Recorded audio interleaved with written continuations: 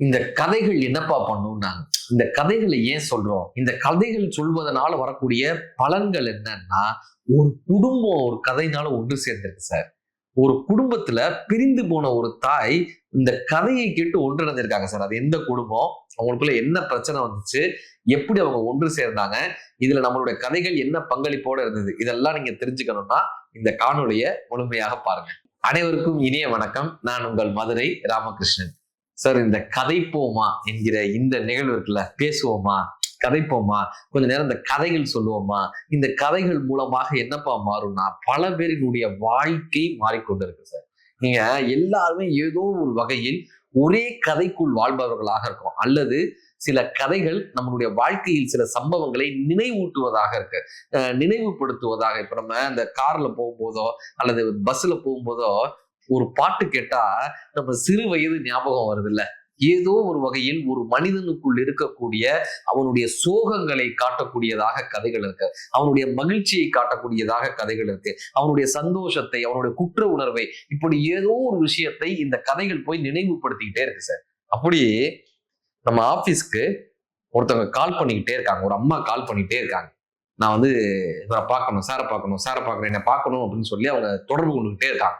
நான் வந்து அப்ப ஊர்ல இல்ல, நாங்க நிகழ்வுக்காக வெளியூருக்கு போயிட்டோம். கிட்டத்தட்ட ஒரு 10 நாள் பயணம் வெளியூர்கள்ல. அப்படி 10 நாள் பயணம். அந்த 10 நாளும் அந்த அம்மா போன் அடிக்கிறாங்க. வந்துட்டாரா வந்துட்டாரா, நான் அவரை பார்க்கணும் பார்க்கணும் பார்க்கணும்னு அந்த அம்மா போன் அடிச்சுக்கிட்டே இருக்காங்க. இப்ப எங்க அலுவலகத்துல இருந்து அதை சொல்லிக்கிட்டே இருக்காங்க. சார், ஒரு அம்மா அவங்க பார்க்கணுன்றாங்க சார், பாண்டிச்சேரியில இருந்து நீங்க எப்ப வருவீங்கன்னு சொன்னீங்கன்னா அவங்க வந்து பார்ப்பாங்களாம் சார்ன்னு எங்க அலுவலகத்துல இதை சொல்லிக்கிட்டே இருக்காங்க. நானும் வந்த உடனே, சென்னை வந்த உடனே, யார் அந்த அம்மானு பார்க்கணுன்ற ஒரு ஆர்வத்துல வர சொல்லுங்கன்னா, சார் பாண்டிச்சேரியில இருந்து கிளம்பி வந்துட்டாங்க சார். வந்தோன்னு தெரிஞ்ச உடனே பாண்டிச்சேரியில இருந்து கிளம்பி வந்துட்டாங்க. அவங்களும் அவங்க பையனும் வராங்க. அந்த பையனுக்கு என் வயது இருக்கும், அந்த அம்மாவுக்கு எங்க அம்மா வயது இருக்கும். வந்தவங்க என்னை பார்த்துட்டு எதுவுமே பேசல சார். அப்படியே கையை பிடிச்சிட்டு ஓன்னு அழுக ஆரம்பிச்சிட்டாங்க. ஓன்னு அழறாங்க. எதுக்கு அழுதாங்கன்னே தெரியல. அழறாங்க, அப்படியே லிட்டரலா அழறாங்க. அப்புறம் அவங்களை உட்கார வச்சுட்டு ஆசுவாசப்படுத்திட்டு காஃபி ஜூஸ் எல்லாம் குடிக்க சொல்றோம்.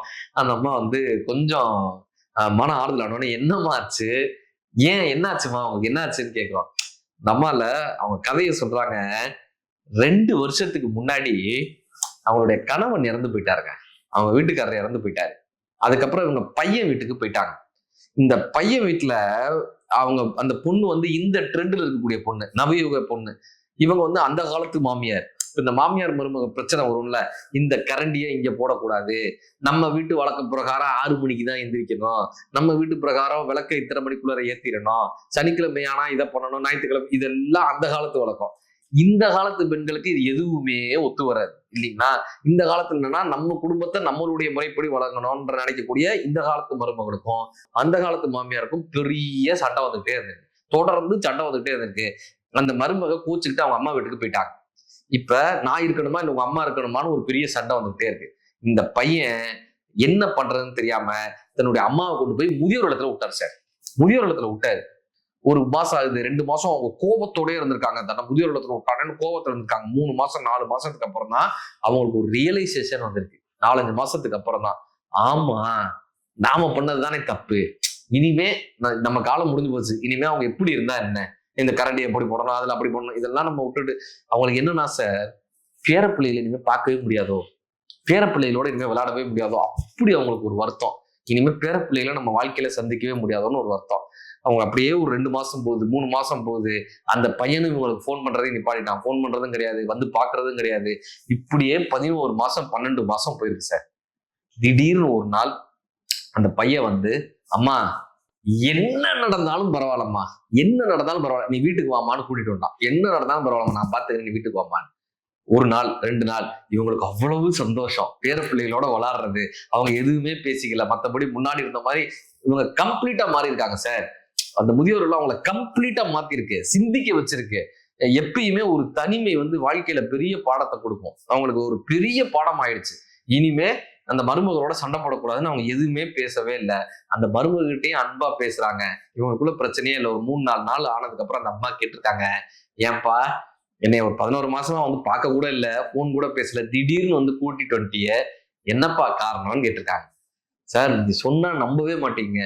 நானு நாகப்பட்டினம் புத்தக திருவிழால அம்மாவை பத்தி பேசியிருந்தேன்.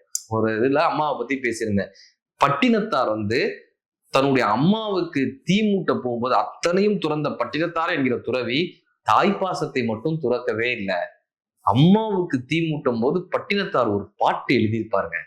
ஐயிரண்டு திங்களாக அங்கமெல்லாம் நொந்து பெற்று பையலாக கடந்த போது பரிந்தெடுத்து செய்ய கையில் என்னை ஏந்தி கனகமுளை தந்தாலே எப்பிறப்பில் காண்பேன் நீ எப்ப போய் பார்ப்பேன், எப்பிறப்பில் காண்பேன் நீ முந்தி தவம் கடந்து 300 நாளளவும் அந்தி பகல் என சிவனை ஆதரித்து தொந்தி சரிய பெற்ற தாயார் நமக்கோ எரிய தடல் மூட்டுவேன்.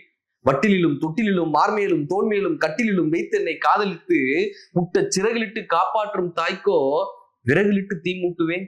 அரிசியோ இடுவேன் ஆத்தாளின் வாய்க்கு வரிசையிட்டு பார்த்து மகிழாமல் உரிசையுள்ள தேனே அமிர்தமே செல்வ திரவியம்பூ மானே என்று அழைத்த வாய்க்கு. அரிசியோ இடுவேன் ஆத்தாளின் வாய்க்கு வரிசையிட்டு பார்த்து மகிழாமல் உரிசையுள்ள தேனே அமிர்தமே செல்வ திரவியம்பூ மானே என்று அழைத்த வாய்க்கு.